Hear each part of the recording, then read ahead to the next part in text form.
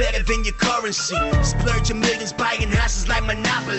Fucking 9 to 5, man, the money is a joke to me. Buying cryptocurrency, my money in the privacy. I make it rain dollars, they watch me disappear. I'm so fly, man. Hey guys and girls, welcome to this week's episode of the No.B.S. with Birchy podcast. I'm your host, Nathan Birch. This is a show unraveling the truth to the facade of the 21st century. We're now exiting the Matrix and waking up to motherfucking reality. And today I have got a new guest here. And Renouf from Zinger Finance. Rose has been my personal broker for almost 20 years now.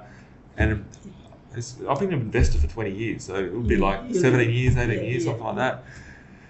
And I was thinking just a few weeks ago, I was like, hang on a second, right? We have so many people contacting us from the podcast. They listen to us each week and all that sort of stuff. They say, hey, Birchy, I listen to you, blah, blah. I say, oh, do you follow us on Facebook? Do you see me on the TV? Do you do any of that? No. And they're like, I've just been following you. And it's like, hang on a second.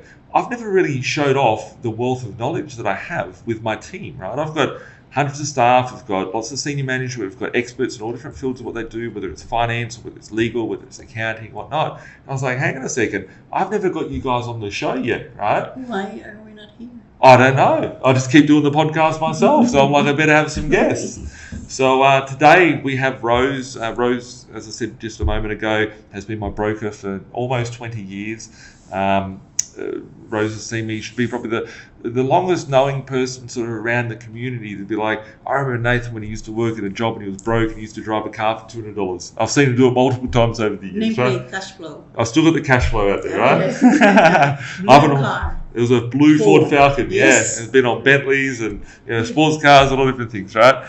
But you see me over the years evolve and grow, and came to you with a face full of pimples. Now I've got a head full of grey hair, and it's been really cool. Over the last however long it's been, 17, 18 years, whatever it's been, and I always give gratitude and credit where it is. I know what I do with my properties. I know how I buy the properties. I know how to do a really great deal. But if it wasn't for me having money to be able to do the deal, I couldn't do shit. I wouldn't be sitting here going, oh, I've got a few hundred properties and all this sort of stuff. And that has been great contribution because of your skill set and you being able to, guide me over the years to be able to get there and, navigate the banks. The banks are a bunch of pricks out there, and Rose won't say that, I'll say it because I've had the experience firsthand. And if it wasn't for finance, if everyone had ability, if it wasn't for finance being harsh, I would have 2,000 properties. I wouldn't be sitting here at 200. Our investors would have 200 properties, not 20 properties. And everybody would be doing more if they could get access to more capital. And most people get stuck at one or two, and our clients get a lot more. And that's because of how we structure our debt and having a debt strategy, obtaining the debt, paying down the debt, all those sorts of things. And there's thousands of brokers out there. I've seen hundreds of them myself. And getting the skill set to be able to do what we do, people don't get it. They don't, get it. So thanks a lot, Rose, for all your help over the years. There's a bit of gratitude out there publicly for you. I know that you like that. But say some more. I'm gonna strangely hand the mic over to you for today, Rose, and I want you to talk about what you're seeing out in the market. Like, we're in a time now which a lot of people have questions, a lot of people have fears, a lot of people have a lack of understanding and lack of knowledge. And our clients are doing cool things, they're making money, they're not scared about interest rates. Some of them are, some of them aren't. Most of them, they're buying properties that are so far positive cash flow, they're on a 150 grand property. What's the smallest loan you've ever written for one of our clients? What's the smallest one for a purchase? Probably 60,000. 60,000. I know you wrote a loan for me for 45. Right? I'm selling the property now for 200 and something. It's out the back of Moree. Wow.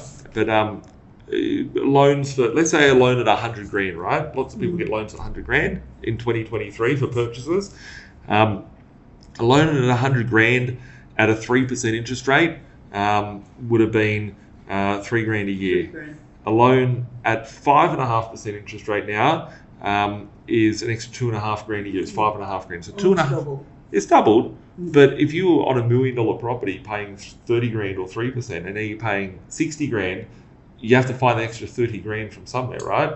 You're having to get up out of bed. It's coming out of your budget. It's coming out of your work. You have to get a second job, cut back on something, whatever. Send the missus out to work.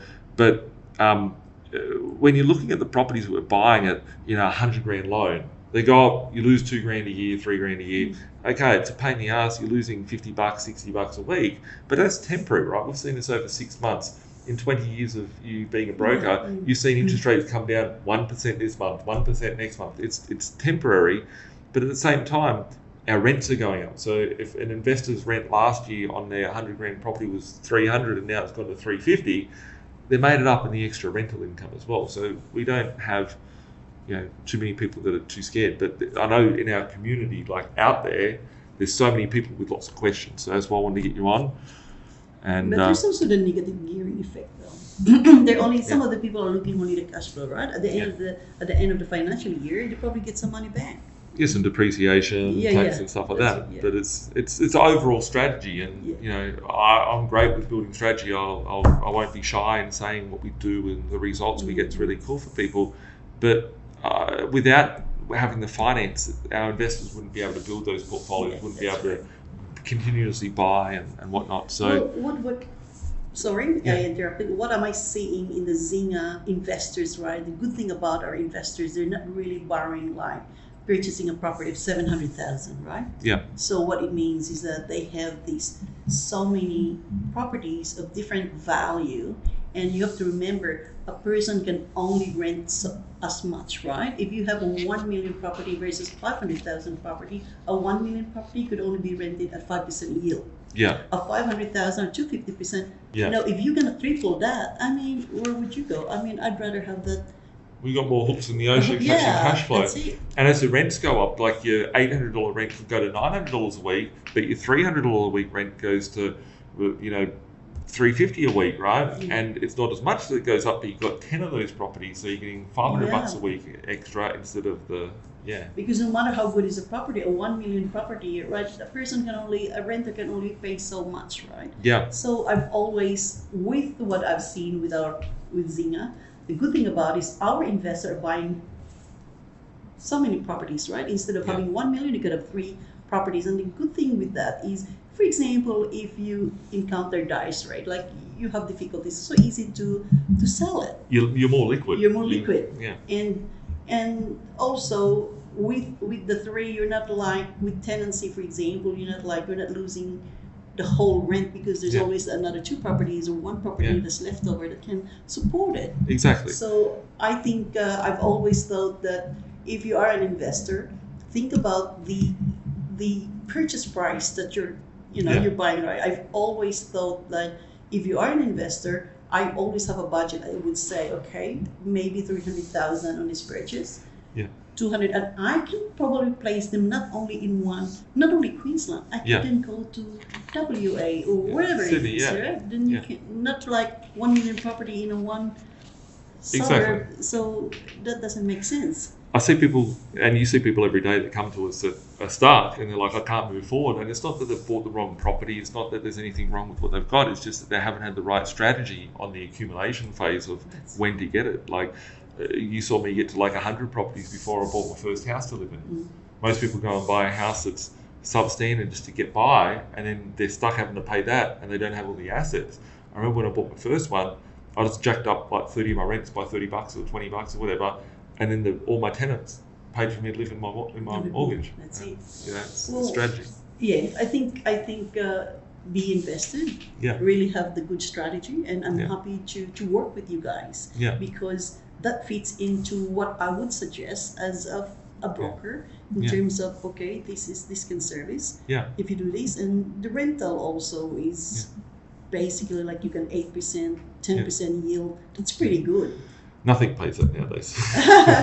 But what we have is and also with number of properties that investor has, it's some of these places has more increment, more capital growth than some others. So you have that you're not putting all your investment in one basket. And you being the broker, like you're refinancing people's property, you're pulling out the equity. People come to you, people come to us, and we send them to Zinger. People come straight to Zinger. You see everybody's different positions. Like that's an interesting point because I've never actually asked you that. Like the amount of growth some of our properties have. Like I see that they double in a year. They go, 100 grand goes to 200 grand. People don't think that they'll have the growth, but you got someone that's had an 800 grand property for 10 years and it's worth 900 grand, and it's like ugly. Yes. So, well, we definitely see a lot of growth. Not the last 3 months, but previous to that. But still, I have one that I bought a property in January, and we get it revalued, and I think it went 45,000 more. And this is in the current climate. Yeah. So for me, that's a good buy. Exactly. And they said that the world's bad. Yeah. And what it is that when he bought a property, he used his parents' property as a security guarantor. Now that this property can stand by itself, we free up the cross security. The parents' property. Yeah. So no more security guarantor. Yeah. Yeah, so and he's come to you with that, like, already set up, because we don't. We don't suggest a cross. We never do security guarantor. He came to me. With that saying position. That with that position, and okay, let's look at like how much your property is valued. Because the broker didn't structure the debt correctly. That's right. I would have not cross-secured it. I would have put two separate loans: this loan on that property and loan for that property. You pull out the equity and have it in a separate account. So. And what are you like seeing, like, in the current market? Like, what are the banks doing? What can people do to improve their position? What should people be watching out for? Well, currently, obviously it's the interest rate going up, and I've always looked at like, okay, it's not only the interest rate that you should be. Look, if you are going through an higher interest rate, then you need to look at also your expenses, because it's not only the lower interest rate that you should be looking at to defray some of the, if in case cash flow is a problem, then you go and look at like what are the other expenses that you could probably save money. And maybe you can do debt consolidation. Isn't that a good answer? Debt consolidation. If you get a credit card, 250 monthly repayments, you get a car loan, whatever it is, right? If you do debt consolidation, then it's easier. You free up your cash flow. Cash flow wise. So there is always an option there. But the only thing also, if you are on your current, I really want to emphasize this. If you're in your current home loan or investment loan, you've got a higher interest rate, you need to review it, negotiate for that interest rate, like the discount of that loan. And the good thing about it, if you have the bank at the moment, they're really giving you a big discount, 2.8%, 2.6%. Now, if you are in interest only, if you are an investor, you're in an interest only, you need to look at the revert rate. The revert rate, once you finish with the interest only, what would be your interest when it goes to P&I, or maybe negotiate for another interest only outside that lender.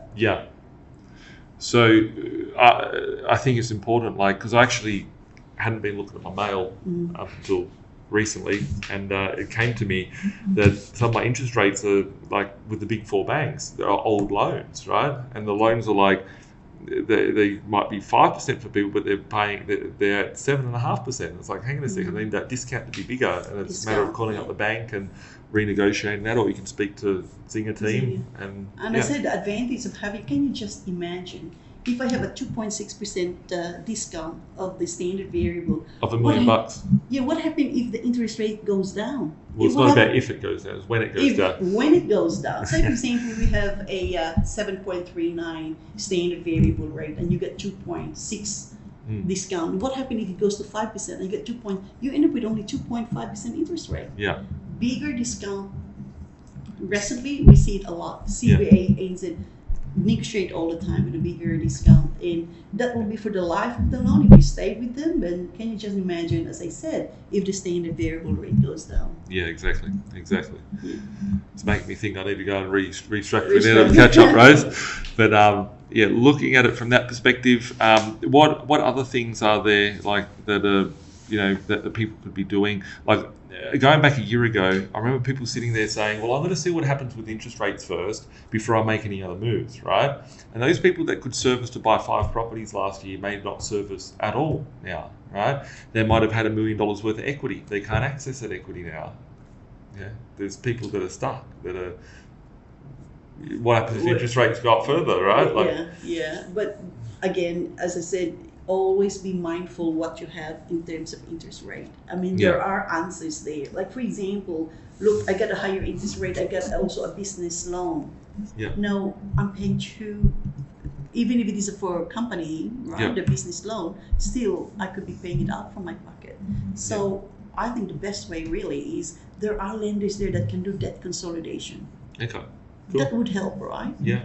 And you know, it's probably a better option for you where you can then like, okay, I've done my debt consolidation. I can be concentrating on these home loans or investment loan that I have. Yeah. But I think the most important thing is, are you in the right lender?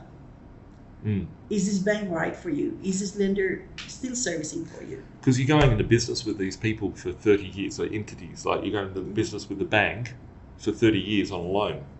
Are you going to be happy doing business, paying their rates, how they behave, what are the terms, what are their conditions, what does their loan product look like, is your loan product right? And some people, you know, could have, as I was saying just a moment ago, like they could have serviced to be able to refinance 3 months ago, but maybe they're not now.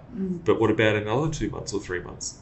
Interest rates, in my opinion, I've been talking about this, and this isn't something for Rose to comment on, I don't see them sustainable at this level. They can't. Everyone's going to go broke if they stay at this level, so they're inevitably going to come down at some point.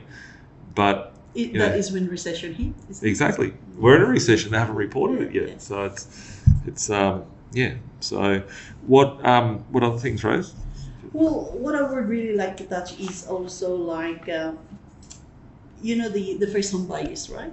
Sure, yeah. The first home buyers, and we have now the property tax or the stamp duty.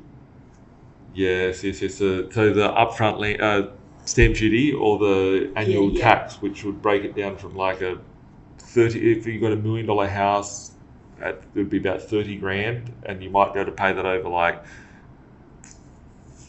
7 or 10 years or something. It's like $500 a year or $1,000 a year or something like that. So I think what you do is, if I am a first home buyer and if my property is over $650,000, if it's like $1 million, as long as it's below 1.5, now you probably pay what, 60,000 is stamp duty? It's about 3%, just roughly. Yeah. You know, it goes different scale as So if you have 60,000 stamp duty versus the property tax, no, the stamp duty is calculated at, if you buy it straight away, 60,000 upfront, and if you have the property tax, I think it's 400 plus 1 plus 3% or something. There is a calculation there. Yeah. Now, if you plan to turn that into an investment in the future, I would rather do the property tax. I mean, this is not an advice for me, but that's just like if I was going to opinion. keep it for if it was going to be a flip, if I was going to keep it for 12 months, I'd want to take that property tax option. Because you know, like that means you were not paying the whole stamp duty.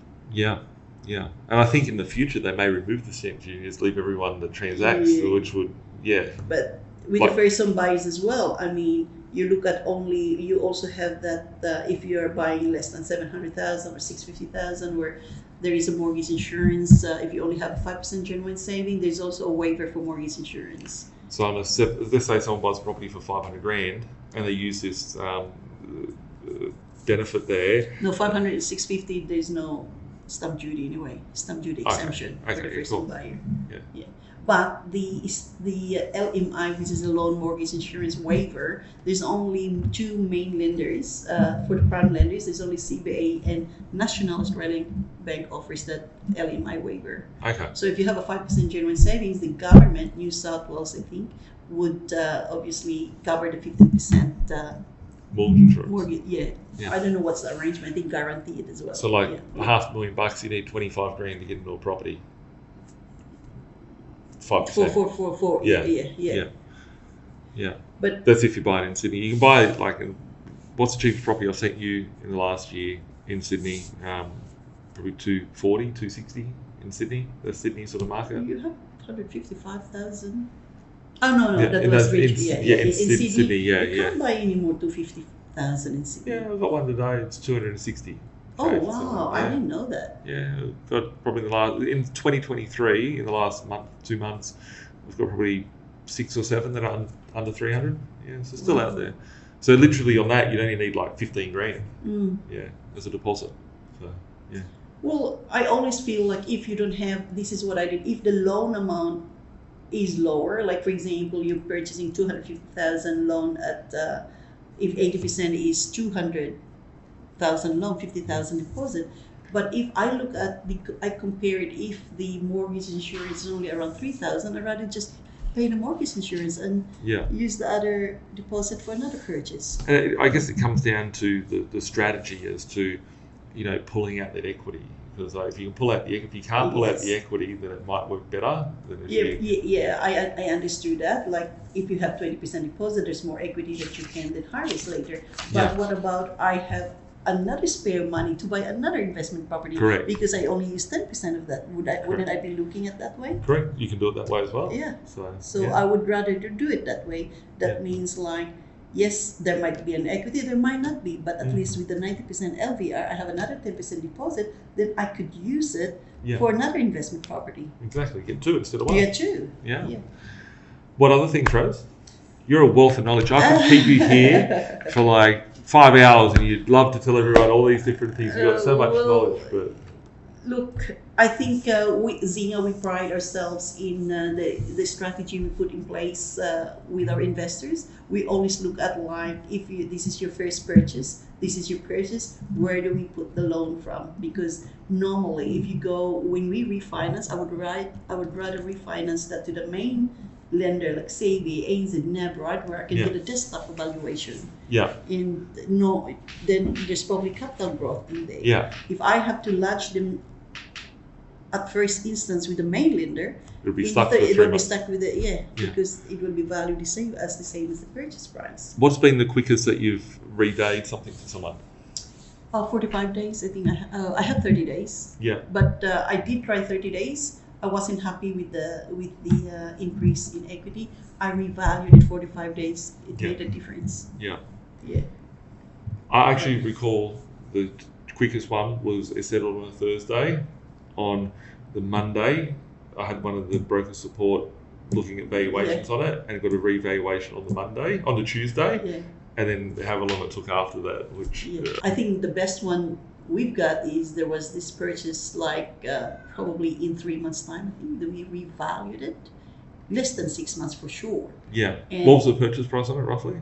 Wasn't it like 100 something? This is the one you were talking about beforehand. That one, it was about 95,000 purchase, and you revalued it for how much is it? 300. Yeah. That was like ridiculously, like it almost tripled the purchase price. Yeah, triple the purchase price in a matter of a few months. So. A matter of few months, and we go like, maybe this is a fluke. So we did one, and then we tried another one. It's the same result. You got about 5 properties that revalued. Yes, that was the best one. Yeah, that's literally on that. If you put in like 100 grand, you put down a 20% deposit, maybe put 30, 40k into the deal, and being able to refinance it for that, pulling out 200 grand worth of equity. That one deposit you've turned into 4 deposits, and then you can use that to I think the best that I could advise for borrowers there is review your loan and then get a comparable. Speak to the broker. I mean, brokers are better than the branches. One bank will not get someone a large portfolio of 20 properties. One bank will not be able to support someone just for 20 properties today. You walk into the branch, they can tell you whatever story they want, but they have their issues with credit and the amount of debt that they can lend out. You need to have someone that can find multiple different banks and advise what's the best option on the day. Would that be fair? Look, I haven't had any investor that has 20 properties in one lender. Exactly. Yeah, I think the DTI will just increase it tremendously. Yeah. But I always saturate it first. I have always saturated first. Like if I can push it, I'll saturate that lender first. Yeah. So what Rose is saying by saturating the lender, it isn't by throwing petrol on them and lighting on fire, which sometimes we feel like we want to, but it is saturating and getting the maximum amount of loan. Some people say, I want to get a loan with Westpac and they want to go to CBA, and they might have 5 loans with 5 different banks. That looks a bit ugly for their credit file, but what Rose is saying is if the first bank will allow the person to borrow 5 properties and then they cap out, then go to the next bank at that point. Maximize the bank. That's you maximize it. Yeah. And start with the big four banks and go down. Yeah. Well, nowadays, right, for investors, really, we get the second tier. You look at the first bank, they're pretty good, right? Their interest rate is almost similar to the main lender. Okay. The only thing is they have they need to have the valuation you need to pay, and then the application fee, which covers the val. But they're pretty good, and service level is pretty good as well. And they've been operating for 40 years already. So I think a lot of people don't realise how many options there are out there. Like you've got the first tier, you've got the second tier, you've got the third tier, then you go down fourth, fifth, sixth, and they're not even called that anymore. They're not called that, but you've seen me get loans that are still attractive. I look at the rates that I've paid on some of my recent loans, which are wouldn't be attractive before, but they are attractive. But the terms are only like a 1 year term, right? So for me, I'm like, okay, that's cool. I can make that happen. But there's always going to be some sort of option. It's just what do you need to do, and what is your position? I always thought, like, look, if you want to have your financial freedom, right, and if you want to continue your journey as an investor, there will be a time that you cannot borrow from the main lender, right? So we could introduce you a second tier. It could be just temporary there. Your situation can change. You could have increase in your wages or increase in your rental. Then I can bring you back to the main lender. I recall a conversation last week with a client that one of the investor relations team had, and the client was getting a loan, and they couldn't service with the big four bank, right? And it's the last interest rate that rose that pushed them over the limit. So they had to go to a second tier lender, and they weren't excited because it was, I think maybe even a third tier lender. They had to pay a bit extra interest rate on that, right? And then I laughed because I'm like, the strategy for the investor is thinking about it too small, right? Like the reason why they can't service 3 months ago, they could have serviced because the interest rate hadn't got up. So the thing is that yes, you might be going to a second or third tier lender today, but if interest rates come down in the next 12 months, well then the opportunity there, we can't guarantee what the banks will allow, but the view is for your strategy is to go, okay, we have to go to this lender today. You can either go to this lender or you can not do a deal. But you go to this lender, and then in 12 months' time, you refinance it back with the big four bank, and you get the loan product they would have got anyway. So. That's right. And also, like, you're only going to a second or third lender because the interest rate at the moment, the benchmark or the stress rate for for your servicing is high. But once the interest rate goes down, you can always pull back and move to the main lender. What are interest rate? The interest only versus the principal and interest repayments for investments. Some of the way we look at it, like if we do the servicing of a loan, like we've always said, like, okay, this is so tight. Now, if I have an interest only for 5 years, I have to cut it to 3 years, right, to make it happen. And if you don't agree with that, then I can have to bring you to second tier. But you just have to trust what principal we recommend interest, you, because then if you are principal and interest repayments, that's a lot higher. It could be like a matter of another $75 a week. That's tough on your whole thing, right? But better to have an interest only, maybe not in the longer term, maybe like 2 years, 3 year term. That still can get you over the line. So looking at it, one thing I realised, and this is when I first met you, Rose, because I was buying some properties and I got stuck, and then I thought I couldn't buy anything else. My bank had told me no. And I know there's lots of people that will be listening to us and watching the podcast going, my bank told me I couldn't borrow anymore, but they're going to their bank and they're not looking at there's 100 other banks out there that they could be borrowing from. But I thought that was the end of the road for me. But I realised when I met you that it's not the property game. I always thought at the start it's about buying the right property, it's about this property, it's about that property, whatever. But I realised it's about keeping the bank happy, so then they'll keep lending me money. Right? And it's your and the team at Zinger and what you do, Rose, is very delicate because you're looking at all the banks going, okay, here's what I'm trying to do, this is what I need to do to get there, how can I make this happen for the client? And I guess that's why we've got such a great success rate of still building large portfolios, even in a rising interest rate environment. So. I think with Zinger, we don't only focus ourselves with the main lenders, right? We have all the lenders that we we always search for better lenders and what we can write for that lender.